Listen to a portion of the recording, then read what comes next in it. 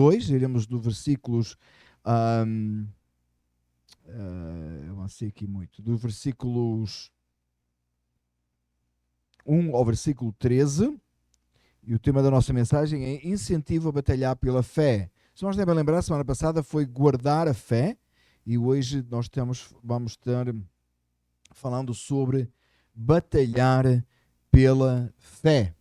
E antes de nós lermos o texto de hoje, ainda sentados como os irmãos estão, gostaria de lembrar o versículo que o Presbítero Márcio acabou de ler, que é da semana passada, no capítulo 1, no versículo 7, nós lemos e falamos sobre isso. Deus não nos deu um espírito de covardia, mas de poder, de amor e de equilíbrio. Amém? Lembrando isso, que Deus nos deu a todos nós, Paulo falando a Timóteo e para os crentes em geral, não um espírito de covardia, mas de poder, de amor e de equilíbrio. Note, irmãos, a importância da última palavra equilíbrio. Eu realmente gosto desta tradução da Bíblia que nós usamos aqui. Eu recomendo aos irmãos, mas cada um pode usar a tradução que quiser, desde que não sejam essas novas que transtornam o texto também. Mas eu gosto do sentido da palavra equilíbrio, no mesmo contexto de não à covardia.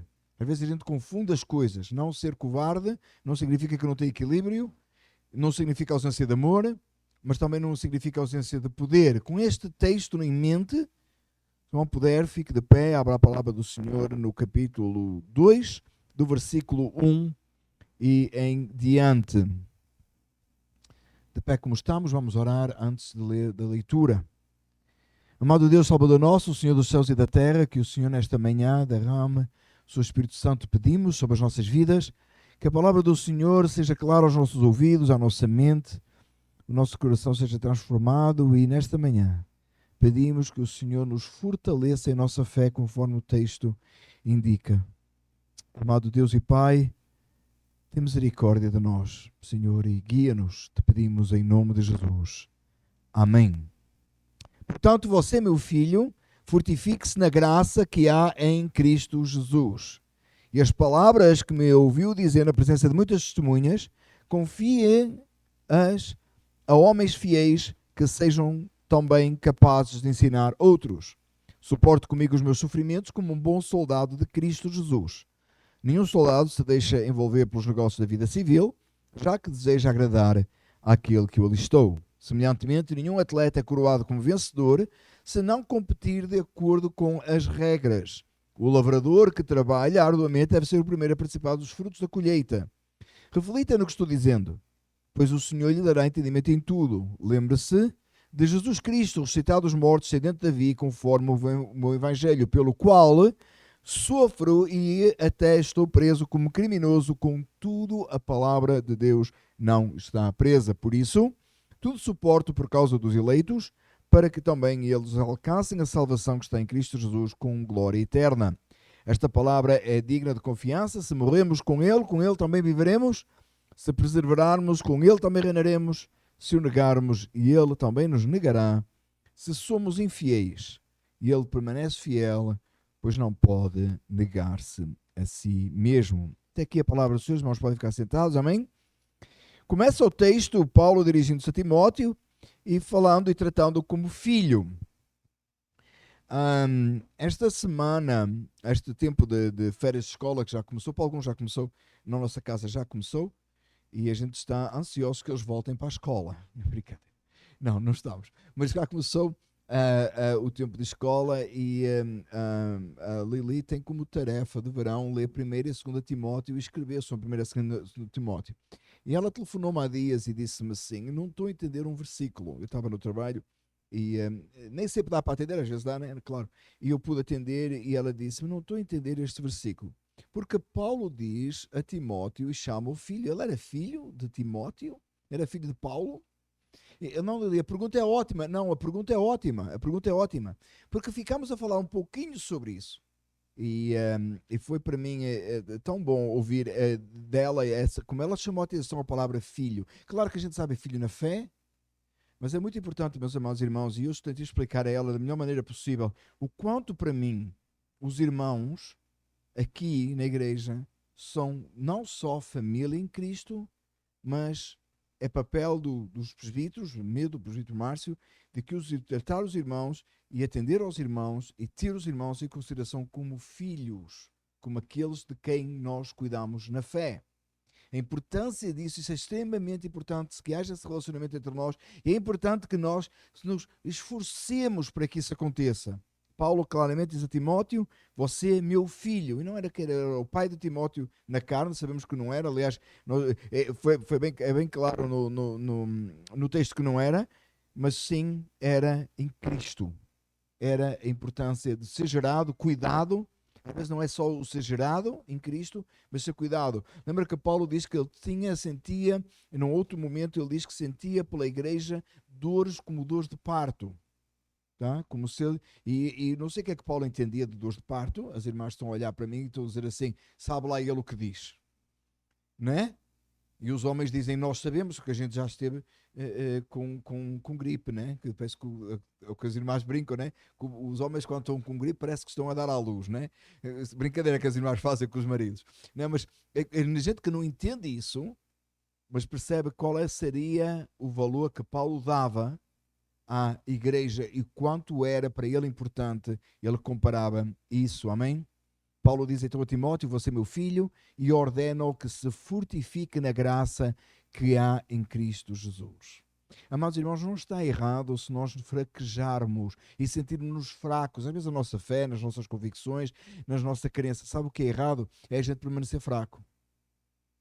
O errado é a gente ficar nessa fraqueza. É a gente não ser capaz de sair da nossa fraqueza, porque todos vamos atravessar a fraqueza em momentos de esfriamento espiritual até. Há momentos que nós damos conta que nós não estamos tão bem com Deus como deveríamos estar. Nós não estamos buscando a Deus como deveríamos. Nós estamos a sentir uma fraqueza espiritual. Estamos a ser tentados demasiado. Estamos quase prestes a cair até pecar. O errado é ficar aí. Então a ordem é fortifique-se na graça. Mas sabe quantas vezes eu conheço pessoas que dizem assim, eu não estou a conectar tanto agora, a palavra não está a falar tanto comigo, não estou tão envolvido. Meu amado irmão, se você começa a frase, não estou, é você que tem o problema. Se a palavra continua a ser pregada, se os hinos continuam a ser do louvor a Deus, e você não está, você é o problema. Fortifique-se. Diz assim, é muito fácil falar, como é que eu faço isso? Como todas as outras coisas, irmão. Como todas as outras coisas que você tem na vida. Você tem que lutar por elas. Porquê é que pelo Evangelho ia ser diferente? Porque a salvação é pela graça por meio da fé e é um ato de Deus soberano, não invalida de forma alguma a nossa necessidade e o nosso papel em nos fortalecermos em Cristo. Quando você se sente fraco, fisicamente você come, certo? Vegetais, legumes, normalmente, quando você está mais fraco. Quando você está sentindo um pouco mais, os americanos dizem que é under the weather, porque tem alturas que eles estão above the weather. Não, mas quando você está assim mais sentindo assim um pouco constipação, uma coisa assim, não constipação é outra coisa, né? Em inglês é outra coisa. E com gripe, você toma sumo de laranja, não é isso? Você come citrinos, não é isso? Você cuida-se. A mesma coisa, você está começando a fraquejar na fé, ore mais. Busque mais a Deus. E você diz assim, não pastor, mas quando eu estou fraco eu não consigo fazer essas coisas. Meus amados irmãos, quantas vezes os nossos filhos estão doentes, estão sem vontade de comer e a gente os obriga a comer, é ou não é? Para quê? Para que eles se fortaleçam, para que eles se sintam melhor. Eles não têm vontade de tomar medicamento. Nós próprios adultos, às vezes a gente não tem vontade de fazer nada. Mas a gente sabe que se a gente não reagir, em Portugal diz assim, faz-te à vida. Sou de Portugal, no Brasil fala-se isso, não? É uma pessoa assim meio apagada, faz-te à vida. Eu vejo pelo sorriso das irmãs aí que vocês já repetiram isso várias vezes, não foi? A tanta gente. Faz-te à vida. Se é lá do norte de Portugal, diz faz-te um homem. Homem, não é homem, homem. Faz-te um homem. Faz-te à vida. Irmão, até Davi, e a reunião dos homens é terça-feira, até Davi disse a Salomão, faz-te um homem. E no sentido espiritual aqui, irmão, homem e mulher, você é um salvo em Cristo Jesus, fortaleça-se, busca Deus. Não fica nessa fraqueza. Não dá, estou muito fraquinho. Meu irmão, fortifique-se. Paulo estava a dizer a Timóteo, não quer dizer nem que Timóteo estivesse fraco, fortifique-se, continue-se a fortificar na fé, continue-se a fortificar na graça que é em Cristo Jesus. Você diz, eu não posso aumentar a graça. Não, não está a dizer para aumentar a graça, está a dizer para você buscar essa graça. Aos pés do Senhor, continuamente de dia e de noite, buscando a Deus para que você possa se fortalecer. Meu amado irmão, não há razão nenhuma para nós estarmos fracos na fé, se a nossa rocha é Cristo. Se Ele é o nosso sustentador, se a palavra dele é o nosso alimento, se a oração é a forma de nós buscarmos a Deus, qual é a razão de nós estarmos fracos na fé? Não há razão. É a nossa carne que precisamos de negar a nós próprios para buscarmos a Deus. É nós que temos que nos fortalecer e chegar a Deus. Chegai-vos a mim e eu me chegarei a vós, diz a Escritura. Chegue-se ao Senhor, fortaleça-se no Senhor. Não viva nessa fraqueza. O crente tem a mania hoje de ser um crente coitadinho. Está tão fraquinho, está tão coitadinho. Meu amado, fortaleça-se no Senhor. A palavra do Senhor diz, Paulo falando a Timóteo, diz, fortifique-se na graça, seja forte. E depois no versículo 2 diz as palavras que me ouviu dizer na presença de muitas testemunhas, confia a homens fiéis que sejam capazes, também capazes de ensinar outros. Qual é a segunda tarefa aqui de Paulo para Timóteo? É a continuidade do reino de Deus. Aquilo que você recebeu, passe a outros. Meu amado irmão, é muito importante que nós como igreja entendamos que a igreja não termina com o nosso funeral. A igreja não termina quando nós partirmos desta terra, a menos que Jesus venha buscar a sua igreja.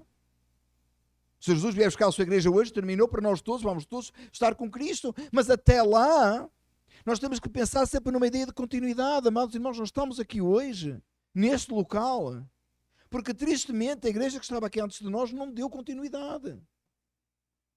E meu amado irmão, está no meu coração e é uma aflição minha que nós possamos pegar nos mais jovens e passar para eles o testemunho, especialmente homens a homens, no sentido de líderes e de presbíteros e etc., mas também no sentido, não só, mas em que todos na igreja, os mais novos, possam começar a tomar os lugares dos mais velhos que não têm a mesma energia, têm mais sabedoria, têm mais experiência, são necessários, mas é nosso papel, 50 para cima, de começar a trabalhar com os que estão que vêm a seguir.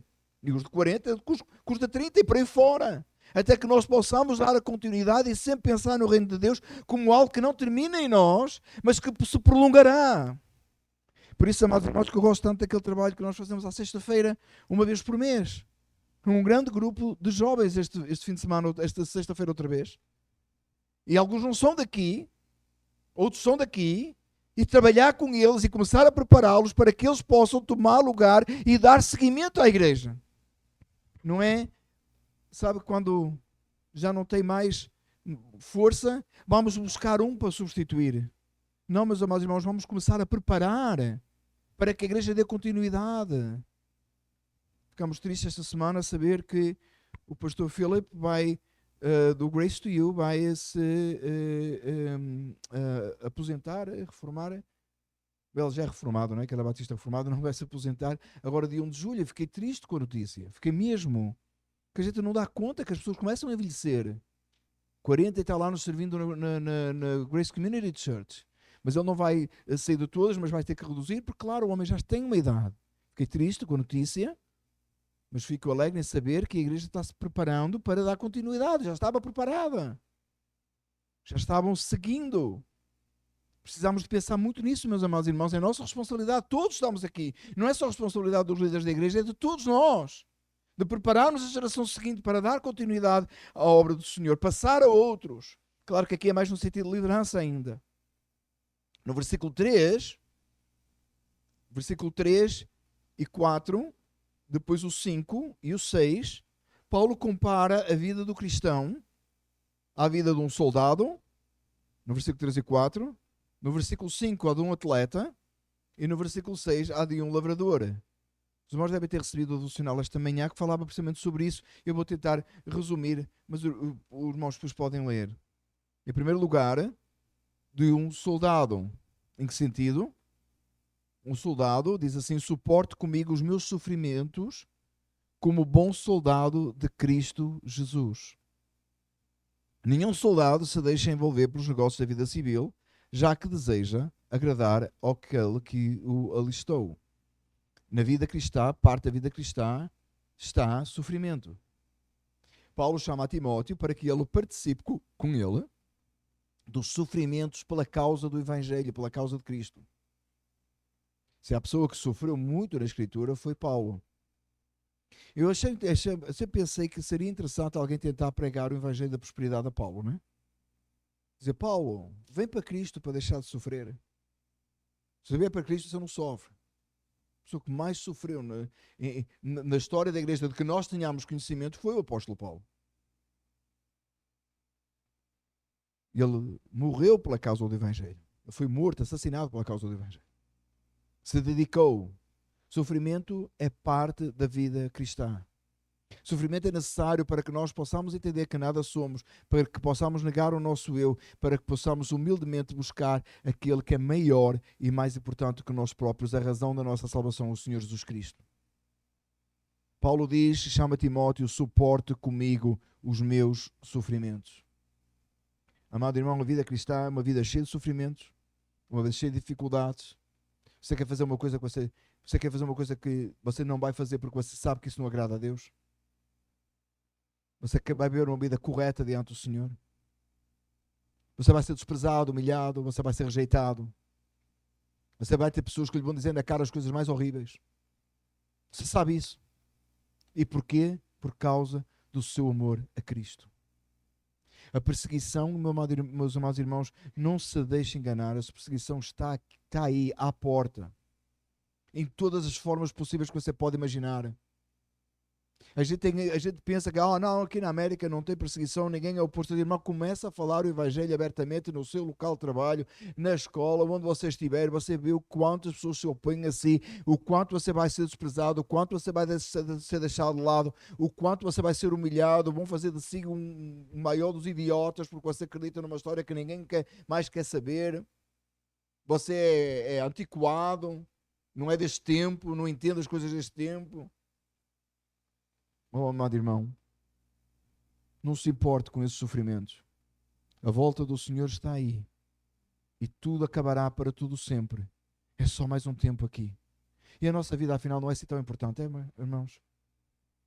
Cristo se entregou a si mesmo para que nós fôssemos salvos e tivéssemos vida eterna. Porque cantamos esta manhã, porque Ele vive. Posso crer no amanhã. O hoje não é tão importante assim. Vai ter sofrimento, sim. No versículo 4 diz: nenhum soldado se deixa envolver pelos negócios da vida civil, já que deseja agradar aquele que o alistou. Amado irmão, esteja atento às distrações. O que não falta hoje, distrações. Ficamos envolvidos com coisas que não são importantes, ficamos envolvidos com coisas que não resolve nada, não trata de nada. Meus amados irmãos, o que tem hoje de entretenimento? No nome de Deus. Se a gente não tiver cuidado, pastor vira diretor de empresa. Vira aquele que cuida dos negócios da empresa. É a coisa que mais me chateia quando eu recebo no meu telefone, que é o número da igreja, não é? Meus irmãos sabem. Se você ligar para o número da igreja, é o meu telemóvel, não é? O meu telefone celular. E alguém liga e diz assim: posso falar com o dono do negócio? A coisa que mais me chateia. Alguém a tentar vender alguma coisa e recebem aquelas listas, não é? E sabem que porque a igreja está registada publicamente, claro, e tem que estar. Assumem que é um negócio qualquer, querem vender um serviço qualquer. Na sexta-feira chegámos aqui e eu vi uma mocinha subir ali as escadas com os papéis na mão. E eu fui por ali e ela vem e ela diz assim: era da companhia da internet para vender o serviço. Eu disse: eu sou o pastor. Ok, era com quem ela queria falar. Queria vender. Eu não quero comprar serviço nenhum de internet. Eu quero é pregar o Evangelho. Eu quero que ela se arrependa e creia em Jesus. Mas a confusão, que as distrações, as coisas que acontecem, meu amado irmão, mas isto não é só a nível de ministerial, isto é a nível de todos nós. Nós ficamos às vezes distraídos com coisas e queremos coisas que não interessam, e às vezes até mesmo nas nossas conversas sobre o Evangelho, elas tornam-se em discussões banais que não importa nada. Meu amado irmão, eu estava a falar esta manhã com a classe em espanhol. Amados, a Igreja de Cristo Jesus estabeleceu há 2000 anos atrás que o dia do Senhor era o domingo, porque Jesus ressuscitou ao domingo. Não perca tempo a discutir se é sábado ou se é domingo, já está estabelecido em 2000 anos. E ficamos. Mas essa história do sábado só surgiu agora, uns séculos para cá, umas décadas para cá. Isso nunca foi problema. Ficámos a discutir coisa que já foi estabelecida, irmãos. A salvação é pela graça, por meio da fé, está resolvido. Está na Bíblia, não ficamos a discutir. Há coisas que são puras distrações. Se você está alistado como um soldado, participe dos sofrimentos e ponha de parte essas coisas. E siga em frente.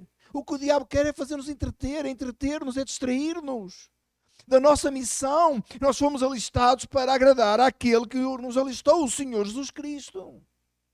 Meu amado irmão, eu olho para trás da minha vida ministerial, já perdi tempo com tanta coisa que eu não devia ter perdido. Histórias que não importam. De que cor era o cavalo branco de Napoleão? Todos que são de Portugal já ouviram esta história, não é? Do Brasil disse isto. De que cor era o cavalo branco de Napoleão? Não sei, talvez era preto. Castanho? Azul às bolinhas amarelas? Era branco. De que cor era o cavalo branco de Napoleão? Branco. Às vezes ficamos nisso, irmãos, no Evangelho, entretidos com coisa que não presta e desfocados daquilo que nós temos que realmente fazer, que é pregar Cristo Jesus, que é viver uma vida santa, que é passar o legado aos que vêm atrás. Passar o legado. Sermos exemplo. Na sexta-feira estava a falar ali e, com os jovens e alguém falou, não fui eu, alguém falou, tentaram interagir com eles, alguém falou em ter modelos de referência no Evangelho. E eu escrevi no quadro e quando cheguei àquela parte, eu olhei para a cara deles e percebi que poucos deles tinham alguma referência de alguém que fosse um modelo de um servo de Deus que eles pudessem seguir. Então eu literalmente pulei essa parte para não deixar nenhum envergonhado. Meu amado irmão, nós somos chamados para ser exemplo e deixar um legado de que aqueles que vêm atrás de nós possam dizer: eu quero ser um crente como aquele. Meu amado irmão, dificilmente hoje você pode se referir a alguém que você na sua infância você diga: eu queria ser um crente como aquele fulano lá era. Meu amado irmão, tem muito pouco disso, sabia? Que nós despertemos hoje para que a geração seguinte possa olhar para nós, não para a nossa glória, para a glória de Deus, e possa dizer: eu quero ser um crente como aquele era. Eu quero ser um crente como fulano, como cicrano. Pessoas que conhecem pelo nome, que sabem quem é, não é gente da internet. Eu quero ser um crente como o pastor John MacArthur. Nunca vi o homem na minha vida, sei lá. Mas com alguém que seja real na nossa vida. Que a geração seguinte possa se levantar dessa maneira. Nenhum soldado se deixa alistar, que foi alistado, se deixa envolver pelos negócios da vida civil. Atleta, versículo 5, semelhantemente, nenhum atleta é coroado como vencedor, se não competir de acordo com as regras. Meus amados irmãos, fomos chamados como um atleta se prepara para correr a corrida. Eu tenho um texto no final, se der tempo eu vou ler sobre isso. Ele tem que competir de acordo com as regras. Senão ele é desqualificado. Não é isso? Senão ele é desqualificado. Se não competir de acordo com as regras. O que é que isso traz à nossa vida? Amado irmão, porque você foi salvo pela graça, não significa que você pode invalidar e omitir a lei do Senhor. Às vezes temos a tendência de fazer aquilo que dá mais jeito. O que é que dá mais jeito? Como é que resolve melhor? O que é que dá melhores resultados? Já ouvi gente pregar o Evangelho assim: eis que estou à porta e bato. Se alguém ouvir a minha voz hoje e se arrepender e aceitar Jesus, Jesus não rejeita. Meu amado irmão, o texto não diz isso. Cumpra as regras, estabeleça onde está escrito. Jesus estava a falar para a igreja, estou à porta e bato. Era Jesus repreendendo a igreja, não era mensagem evangelística. E já ouvi gente dizer assim: não, eu sei que não é, mas dá jeito. Amado irmão, você não estabelece as regras, você não está em ordem de estabelecer as regras, você não é aquele que... irmão, é tão difícil fazer o culto ao domingo de manhã, podemos fazer ao sábado, que dava mais jeito? Não pode. Porque o domingo é o dia do Senhor e quem estabeleceu foi Cristo. E é no dia do Senhor que nós reunimos e acabou. Não, mas sabe, é que dava mais jeito ao sábado. Vou fazer ao sábado à noite. A missa da desobriga. Não sei se é comum na terra dos irmãos, lá na minha terra era comum. Se eu fulano ia à missa ao sábado à noite para ficar desobrigado do domingo. Meu amado irmão, pastor, não dá jeito tomar a ceia. Podemos ter a ceia pelo correio? Podemos ter o culto online, dá mais jeito. Não pode. Porque a palavra diz, quando nos reunimos fisicamente, quando estamos na presença uns dos outros, quando temos comunhão. Não gosto muito de cantar. Podemos não cantar. Não que a palavra de Deus, quando nos reunimos, tem que ter hinos, tem que ter salmos. Temos que falar uns aos outros. Cantar juntos para Deus. Não é o que dá mais jeito. Há regras. A graça não invalida os mandamentos. A graça não dá permissão a nós de invalidarmos os mandamentos do Senhor. Aliás, foi a obediência de Cristo que trouxe a graça a nós, entende? Tem muita gente que debaixo da graça pensa que pode fazer o que quiser porque não tem mais lei. Porque a graça nunca aboliu a lei, irmãos. A graça permite que nós cumpramos a lei. Para que você possa cumprir a lei, você precisou que um fosse obediente até à morte e morte de cruz. A obediência gerou graça. E a graça nos permite a nós sermos obedientes à lei do Senhor. Cumprir as regras. De quem? Da igreja? Não, de Cristo. A palavra de Deus. Obedecer ao Senhor. Obedecer a Cristo. Claro que elas vêm por intermédio da pregação da palavra, elas vêm por intermédio da igreja, elas são estabelecidas da forma que a igreja reúne, que a igreja estabelece também regras que têm que estar de acordo com a palavra, mas é a palavra do Senhor que prevalece e permanece, à qual nós temos que obedecer. O lavrador que trabalha arduamente deve ser o primeiro a participar dos frutos da colheita. Os irmãos já devem ter ouvido gente pegar neste texto e dizer que o pastor deve receber o seu salário por causa que ele é o primeiro a recolher os frutos da colheita. Eu não concordo que este texto fale sobre isso. Eu concordo com o texto que nós analisámos anteriormente, em 1 Timóteo, fala claramente sobre isso, que o pastor deve ser pago pela igreja, deve ser bem pago. Falámos sobre isso já no 1 Timóteo, mas este texto não fala sobre isso. Este texto diz que o lavrador que trabalha arduamente deve ser o primeiro a participar dos frutos da colheita. A obra do Senhor, o resultado da obra do Senhor traz alegria grande àquele que trabalha arduamente. O que é que eu quero dizer com isso? Quando nós nos reunimos e recebemos, por exemplo, a ceia do Senhor e a alegria e paz no nosso coração, o que trabalha arduamente é aquele que recebe mais, é aquele que se alegra mais. Quando saímos para fazer evangelismo e alguém que recebe a palavra e vem a Cristo e depois vemos na igreja aquele que obrou arduamente, ele se alegra mais. Quando fazemos a comunhão e os irmãos trabalham e as irmãs cozinham e preparam e vê aquela alegria, aquela comunhão dos santos, esse é o fruto do seu trabalho. Essa é a sua satisfação. A nossa satisfação é a própria obra. Uma das coisas que ontem lá em casa, a gente tem um pomar de tomateiros, não é? Eu sei que nem é pomar, nem é assim, tomateiros que se diz. Mas até lá um pouquinho, lá no descer de umas escadas. E ontem eu estava a descer e gritei alto para a Sónia. Eu não lhe grito, não há jeito nenhum. Não, mas eu falei alto. Né? Oh, Sónia, olha aqui. E tem lá uns poucas plantas já com os tomates a aparecer. E uns já estão até amarelados já. Não amarelados, alaranjados. Já estão a começar a amadurecer. E eu fiquei tão alegre com aquilo e disse, oh, Sónia, olha. A gente não vai vender aquilo e fazer uma fortuna. Aquilo é para nós. A gente se alegra com o fruto. É nesse sentido que está a dizer o texto. Não é daqui, tirado daqui que o pastor tem que receber. Não precisa deste texto, não precisa forçar este texto para dizer que o pastor tem que receber da igreja. Não é isso, não é o que diz aqui. É a alegria que dá quando nós fazemos alguma coisa para a obra do Senhor e vemos resultado. Na sexta-feira começámos o trabalho. Estava a minha família, a família do presbítero Márcio, a irmã Rose Jovino e o Bill. E uma jovem que não era da nossa igreja, que é amiga da Lili. E nós começámos a mesma. E eu pensei, pronto, é os que vêm, vamos fazer.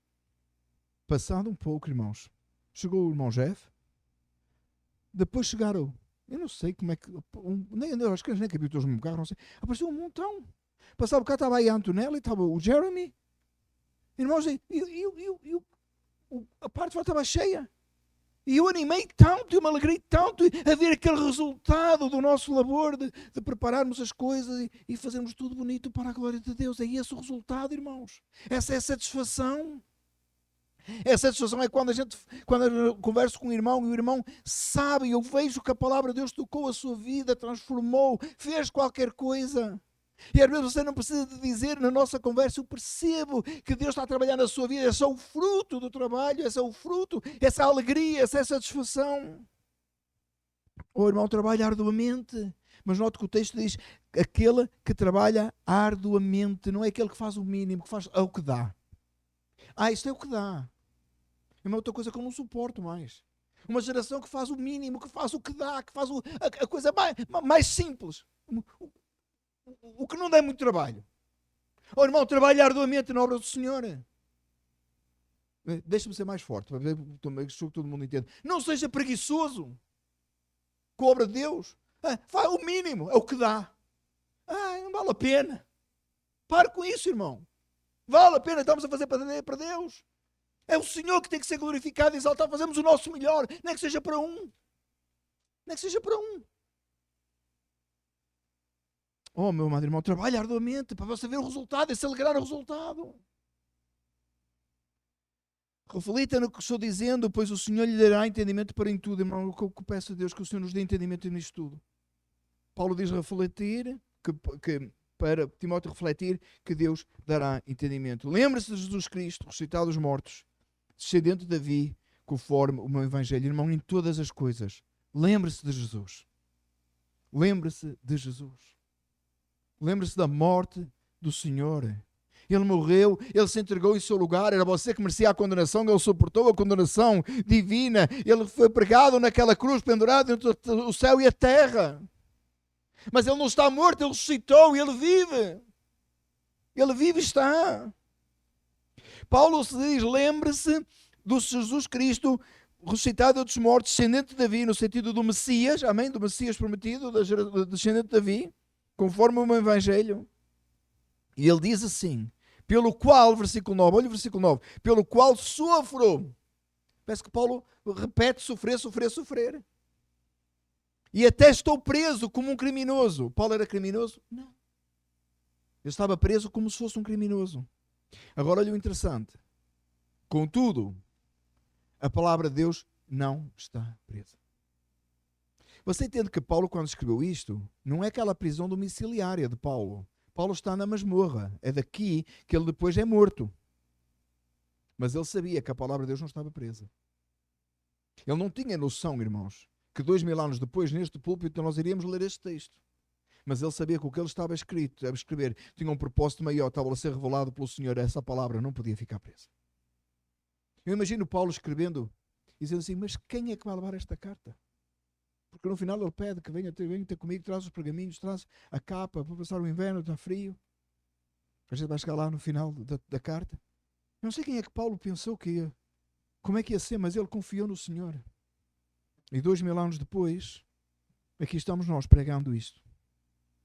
A palavra não está presa.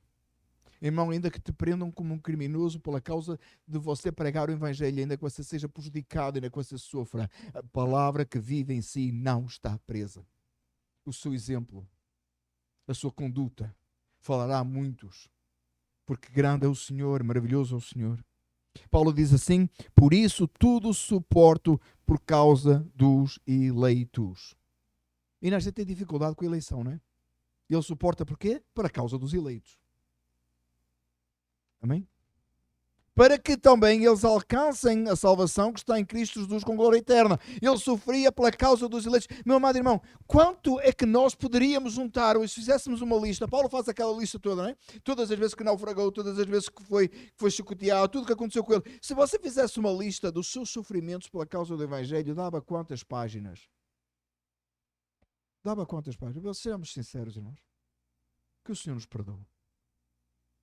Quantas páginas davam? Eu fiz uma vez um esforço. Estava a chover e eu do carro à porta da igreja molhei o meu cabelo. Really? Really? Irmão, estava um dia de vento e eu a entrar na porta da igreja, o vento rodopiou e embaralhou o meu cabelo todo. Really?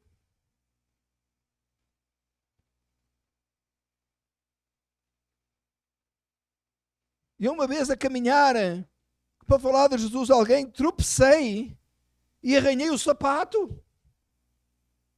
O que será que é os nossos sofrimentos, irmãos, por causa do Evangelho?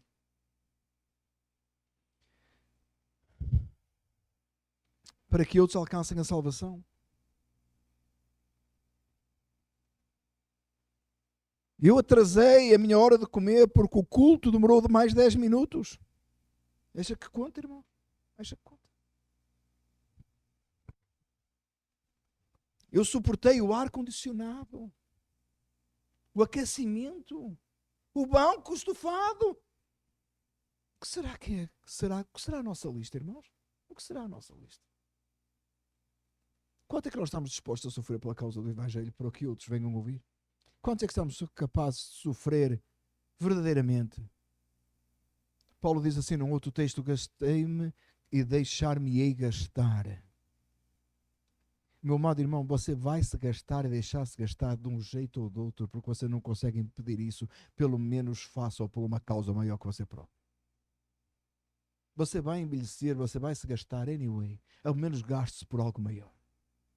Gaste-se por algo maior. Aquele que crê no Senhor, as suas forças são renovadas. Ele vai se continuar gastando e deixando de gastar até que o Senhor queira, e o Senhor vai renovando à medida que Ele quer, porque a glória é do nome do Senhor. Não se preocupe tanto com a sua vida. Confie no Senhor. Paulo diz assim: esta palavra é digna de confiança. Se morremos com Ele também viveremos. Você percebe que Paulo estava perto da morte. Combati o bom combate, acabei a carreira, guardei a fé. Amém. Se morrer com Ele, desde que morra com Ele, com Cristo, você viverá com Ele. E não é os anos que você vive nesta terra, é para tudo sempre. Aqui é passageiro, irmãos. Que são 90 anos comparados com a eternidade? Ou 100? Não sei se algum irmão está aí a pensar chegar aos 120. Alguém voluntário para chegar aos 120? Misericórdia. Mas mesmo isso que fosse 120, 150, que é isso comparado com a eternidade? Se perseverarmos com Ele, também reinaremos. Fique fiel até ao fim, você reinará com Cristo. Para tudo sempre. Se o negarmos, Ele também nos negará. Não nega Cristo. Você diz assim: eu era incapaz de negar a Cristo. Oh, irmãos, nós negamos a Cristo de tantas maneiras quando não falamos do Evangelho, por exemplo. Quando omitimos a verdade que está em nós. Quando ninguém consegue ver que nós somos os cristãos, porque a nossa atitude é uma miséria. E as pessoas não conseguem nem ver nenhum rasgo de cristianismo em nós. Quando nos calamos diante do mundo e das coisas que o mundo faz. Quando nos calamos diante de posições mundanas terríveis. Como essa aceitação da homossexualidade que, lamentavelmente, tão perversa continua. Diante do aborto. Matam crianças para salvar cães. Adotam cães e matam crianças. Com a imagem e semelhança de Deus nelas. Misericórdia. Que Deus tenha misericórdia desta geração. Quando nos calamos diante de tal impunidade e de tanta coisa ridícula. Tanta impiedade. Se o negarmos, Ele também nos negará. Não profetizamos nós em Teu nome? E Jesus disse: afastai-vos de mim, nunca vos conheci. Que o Senhor nos ajude. Se formos infiéis, olha o que diz o texto, irmão. Se formos infiéis, Ele permanece fiel, pois não pode negar-se a si mesmo. Oh, irmão, ainda que você tenha sido infiel aqui, ali e acolá, não seja mais, porque Ele é fiel. Se Ele te escolheu, se Ele te salvou, se Ele te trouxe à presença, Ele não se nega a si mesmo. Você pertence a Ele. Você viverá com Ele. Você reinará com Ele. Não dê tanta importância às suas aflições desta terra. Não dê tanta importância às coisas difíceis que você atravessa hoje aqui. Um dia você estará com Ele para todo sempre. Queria terminar só lendo aqui, rapidamente, o texto que na sexta-feira nós partilhamos aqui com os jovens. 1 Coríntios 9, 24 a 27. Vocês não sabem de que todos correm no estádio, apenas um ganha o prémio? Corram de tal modo que alcancem o prémio. Todos competem nos jogos, se submetem a um treinamento rigoroso para obter uma coroa que logo parece. Mas nós o fazemos para ganhar uma coroa que dura para sempre.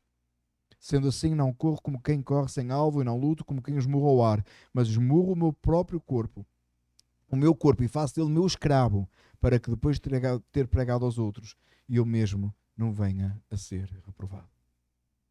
Paulo, escrevendo aos Coríntios, diz-lhes a mesma coisa e compara a vida cristã como um atleta. Meu amado irmão, negue-se a si mesmo, negue os prazeres da carne, afaste a iniquidade, afaste os pecados, elimine da sua vida, busque a Deus, fortifique-se na fé, busque o Senhor de todo o coração. Prepare-se para aquilo que o Senhor tem chamado a si para fazer. Coloque alvos e metas na sua vida. Busque mais a Deus. Seja quais forem as metas e os que você colocar na sua vida, pode ser orar mais, passar mais tempo com Deus, ter mais comunhão, servir mais na casa do Senhor, envolver mais com a obra do Senhor, testemunhar mais, falar de Jesus a alguém. Coloque metas e lute por elas. Você foi chamado para isso. Contudo, em todas as coisas, na conclusão do versículo 27 de 1 Coríntios 9 diz: contudo, Paulo se preocupava em que ao fazer isso, ele não se desqualificasse a si mesmo. Olhe sempre a sua fé. Fortifique-se na fé. Vigie você também, para que não fique você, não seja você mesmo a ser reprovado. Amados irmãos, este tema, este texto tem falado muito à minha vida. E colocando metas que o Senhor nos possa ajudar a que nós possamos ver verdadeiramente a Cristo sendo exaltado e glorificado em nosso meio. E nós possamos verdadeiramente voltarmos para o Senhor e vermos o fruto do nosso trabalho com amor e alegria. E sejamos incentivados esta manhã a batalhar pela nossa fé. Não fomos chamados para viver uma fé fraquinha, não fomos chamados para sermos uns Zé Ninguéns ou uma coisa qualquer que passa por aí que não resolve nada, que nem aquece nem arrefece. Como a gente diz lá em Portugal, nem aqueceu nem arrefeceu. Nós fomos chamados para marcar uma geração, marcar a diferença nas nossas vidas. As pessoas à nossa volta têm que reconhecer o poder do Espírito Santo em nossas vidas. Quem nós somos em Cristo. A igreja hoje passa despercebida. O resultado do jogo de Portugal ontem tem um impacto maior na comunidade portuguesa à nossa volta do que o culto desta manhã aqui neste lugar. Eu tenho a certeza que teve mais gente a assistir o culto ontem. O culto ontem. É um culto, na verdade, é. Que às vezes era idolatria. Tem mais gente a assistir o jogo de Portugal do que portugueses ouvir o Evangelho de Cristo Jesus esta manhã. Como é que nós não fazemos uma diferença maior, irmãos? Como é que nós temos o Espírito Santo que habita em nós, o poder da palavra que liberta para toda a eternidade? E a única coisa que aconteceu ontem, que eu também sei, é que passou à fase seguinte. Nem ganhou o campeonato. Nem para lá caminha. Não? Mas deixamos isso para outro dia. Não é da nossa conta aqui. Mas o Evangelho que pregamos aqui, que liberta, que transforma, que traz glória ao nome do Senhor, que é um Evangelho eterno, tem menos impacto do que o jogo de ontem. Meu amado irmão, tem que ter qualquer coisa errada. E sabe o que está errado? Nós não estamos buscando a Deus como devíamos, nós não estamos fortificando na fé como devíamos, nós não estamos sendo fortes no Evangelho como devíamos, nós não estamos verdadeiramente sendo capacitados e buscando o Senhor. E não é o Senhor que está a falhar connosco, porque ainda que nós possamos ser infiéis, Ele permanece fiel. É nós que temos que nos esforçar, é nós que temos que batalhar como um soldado, é nós que temos que suportar as aflições como um soldado, é nós que temos que nos preparar como um atleta, é nós que temos que nos alegrar no resultado da obra do Senhor, trabalhando arduamente como um lavrador. Está em nós, irmãos. Está em nós. E eu creio, meus amados irmãos, eu já falei isto várias vezes aqui, eu creio numa igreja assim hoje, vocês sabem isso. Essa frase que nós temos divulgado durante tanto tempo. Uma igreja que num dia só prega e 3.000 almas são salvas. Uma igreja que em poucos anos tinha 5.000 membros em Jerusalém. Eu não sei como é que eles faziam o culto, mas tinha que ser um culto avivado. 5.000. Que o Senhor tenha misericórdia de nós e nos desperte esta manhã. Vamos orar ao Senhor. Salvador nosso, Senhor dos céus e da terra. Nesta manhã nos